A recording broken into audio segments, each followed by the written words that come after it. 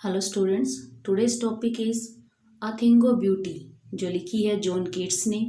आज हम इसकी थीम, टोन और इसके अंदर जो लिटरेरी डिवाइसेस यूज़ किए गए हैं उसके बारे में पढ़ेंगे। पहले हम थीम डिस्कस कर लेते हैं कि थीम है beauty is a heavenly tonic या ड्रिंक। कि ब्यूटी क्या है? एक हेवनली टॉनिक या ड्रिंक है। वो किसकी तरह है? एक endless fountain of nectar. Nectar यानी अमृत। एक एंडलेस फाउंटेन है यानी फवारा है नेक्टर का, which appears in different forms, जो डिफरेंट फॉर्म में अपीयर होता है। अ टेल, एक short story, poem, play, lovely object of a nature, nature का कोई प्यारा सा ऑब्जेक्ट, और the heavenly bodies. It soothes our spirits, ये हमारी आत्मा को, हमारी स्पिरिट को शांति प्रदान करता है। And gives us good health, और अच्छी हेल्थ हमें देता है। साउंड स्लीप, अच्छी नींद, एंड मेंटल पीस यानी मन की शांति। एंड रिमूव द सैडनेस, और उदासी को रिमूव कर देता है फ्रॉम आवर लिव्स यानी हमारी लिव्स से। And gives an everlasting Joy, और हमेशा ऐसी खुशी हमें प्रदान करता है जो कभी खत्म नहीं होती है।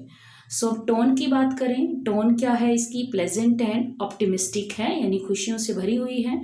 और ऑप्टिमिस्टिक यानी आशावादिता, यानी होपफुल होना। तो ये इसकी पोइम की टोन है।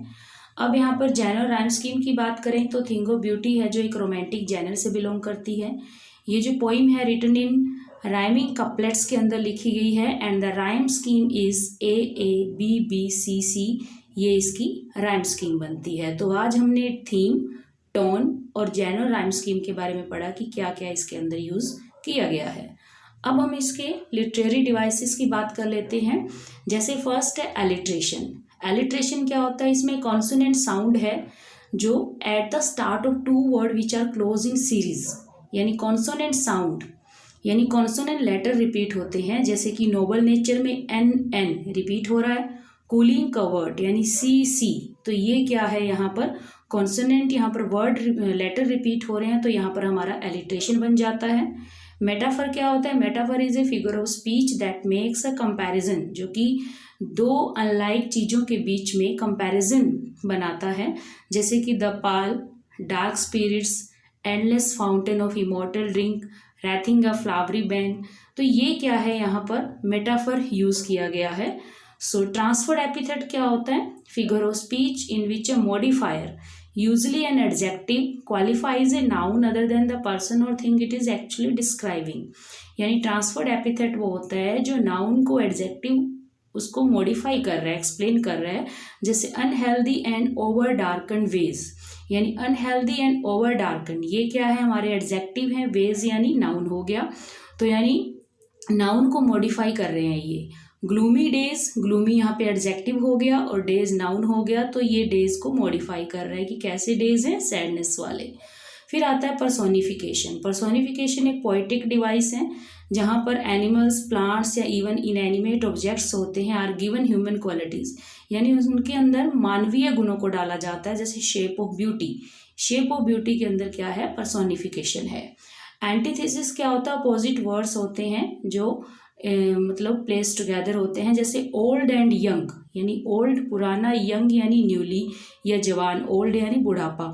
तो यहाँ पर दोनों ही चीज़ें हैं। तो इस तरीके से क्या है? ओल्ड एंड यंग यहाँ पर एंटीथेसिस शो कर रहे हैं।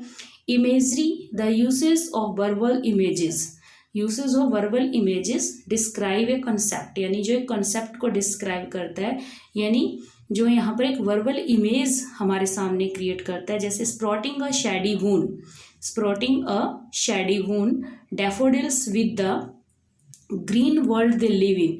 तो यहाँ पर क्या है? इमेजरी, यानी हमारे सामने एक पिक्चराइजेशन क्रिएट हो जाना हमारे मन के अंदर, तो वो क्या होता है? इमेजरी होता है।